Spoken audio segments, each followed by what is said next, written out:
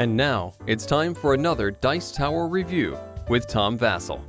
Hey folks, I'm Tom Vasel, and one of the games that came out last year, Dice Settlers, a really entertaining game despite the extremely boring name.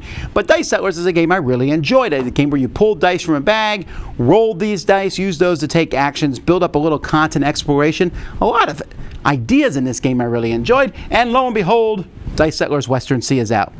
As with many of the games from Board and Dice, NSKN Games, we have it's a modular expansion. There's 4 modules in here. What I'm going to do in this review, quickly just go through those modules from my least favorite to my favorite. So let's get started.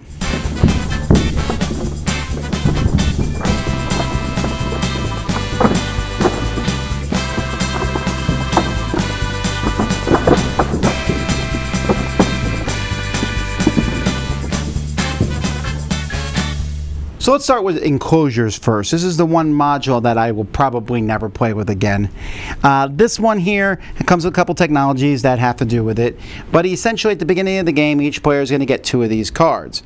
And essentially you need to make this pattern on the board. Do that, and you'll score points. Sometimes it could be multiple tiles. Sometimes there's one in here. They all have to be the same tile. And when you take a settle action, you can pay a fire icon to draw 2 cards and then discard 1 to get more of them. That's pretty much it. It's not hard. It's a pretty easy thing to teach to people. It just doesn't feel like what Dice Settlers is. It feels like it's trying to delve into a different game, which is why I'm not that interested in it. Envoys is a completely different thing. This token, the embassy tile, goes to the person who's in last place. It'll be rotated around the board. And on your turn, you're going to pick from one of the 4 available characters here when it's your turn.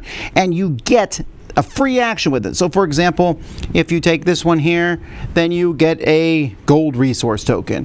Here, you get a free research action. You can research a single card paying all costs. This does not count as one of your actions you take on your turn. So it's an extra thing you get to do. That's pretty cool. But that's not all. Also, the card that you pick will then be available for everybody, and everyone has 1 free icon of that type. You just put a player marker on the card to show that you've used it.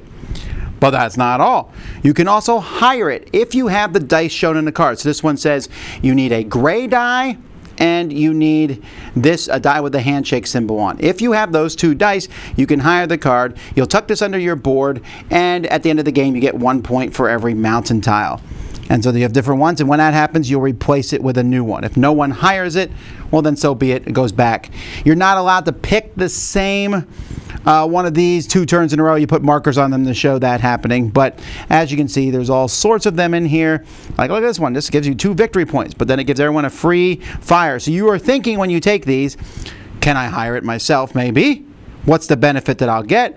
And what benefit am I giving everybody else? So it's kind of a neat thing. It's a little bit extra, and it does take a little bit extra space on the board, but I'll gladly play with this module, Envoys. What does every game need? Asymmetrical powers, and that's kind of what Advisors does. You deal out some Advisors with the starting tiles, and people will be drafting them as well as starting tiles. You'll also be replacing one of your dice, your white dice, with a pink die, which does a couple things. It lets you recruit the white dice that are left over, but also gives you a new face here, your Advisor face, that when you get that one, you get your special ability. So for example, the Scientist special ability. Research a technology with a research cost of no more than 2, ignoring any resource cost. That's pretty cool. You can also use the icons on your pink die and convert them. It's a one-way conversion, but that's pretty cool, I think. This die, this side itself, you can use a hat to set it to a die, but you need to use 2 of them as opposed to 1 when you change it to that side. That's pretty much it. This is something I think that as long as everyone knows the game, I'll always request that we play with this because it's just neat to have a special power. Maybe I want to be the general. Maybe I want to be the spy master. Maybe the pathfinder. He has an easier time of exploring things. Either way, a lot of fun. Fish and Ships is the biggest module that's included in this expansion, and what happens is this tile itself is placed in the 6th tile down in the stack. When you draw this tile, you will place it you'll place this whole thing basically in your land area. So you'll put a bunch of tiles face down. There's always this really cool treasure island here out there somewhere. You'll shuffle that in, and then there's always one that's not going to be in the game. Players are going to have ships here, and what's another cool thing is you get to start with an extra blue die on your turn. Now the blue die has ships on them, which for the beginning of the game count as hats. You can use them basically the same way you can use a hat, but pretty soon you'll be able to sail down the coast or sail out here in the ocean, eventually revealing tiles on the coast, by the way, and there's different ways this can be set up.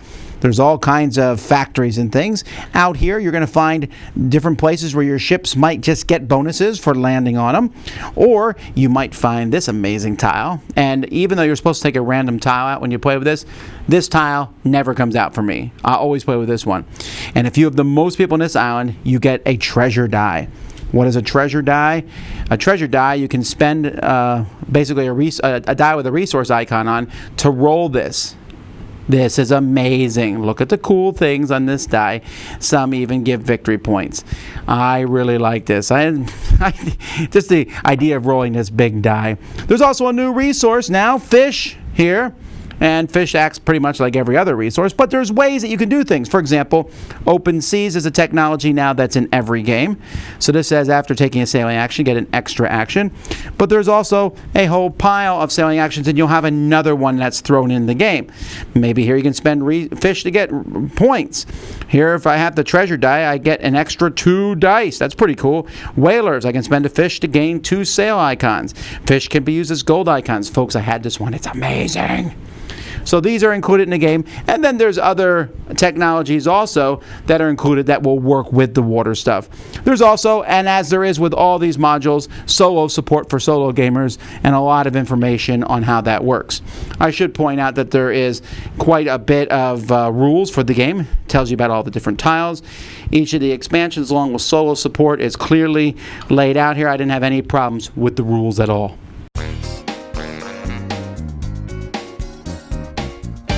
As you can see, I only dislike one of the 4 modules, and it's the smallest module, and you may like it. So, to me, 3 modules out of 4, that's good. The C one I always want to play with. Now, playing with new people, that's a lot. There's extra rules, how to move ships, and I kind of glossed over some of the rules in that explanation. There's more. It has the most rules of the set, but it's fun. I always want to play with the advisors, and the embassies I can take or leave a lot of times. I mean, they work. It just adds. I don't know that I would play with all the modules. In fact, I would probably recommend against it. But I think switching a module, maybe 2, in or out of the game, works really well. This does add flavor to the game. I'm a big fan of more dice. Ooh, blue dice, pink dice. What? More dice? That makes me happy. And there's also more technologies. Now, I will say one negative thing about this expansion. Integrating it's kind of a pain in the neck.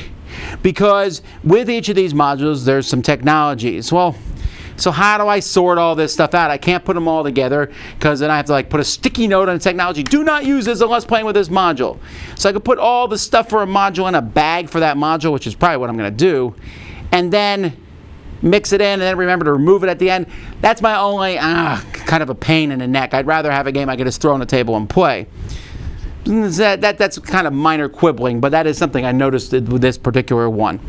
Other than that, though, very fun. I like playing this Dice Settlers a lot. I think this improves the experience. I don't think it's a necessary expansion, but it does add some cool aspects to the game. So there you go.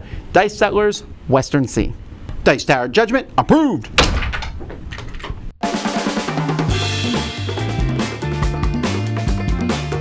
Thanks so much for watching another Dice Tower video. If you enjoy our videos, subscribe to the channel for more fun, comprehensive board game coverage. Also, consider joining us at one of our events. Come to Dice Tower Retreat, a small, intimate gathering where gaming is king. Join us for Dice Tower Cruise, the largest board game cruise. Attend Dice Tower West in Las Vegas for gaming fun on the West Coast, or Dice Tower East in Orlando in sunny Florida. Dice Tower Conventions, the friendliest gaming conventions on Earth. I'm Eric Summerer, and you've been watching the Dice Tower.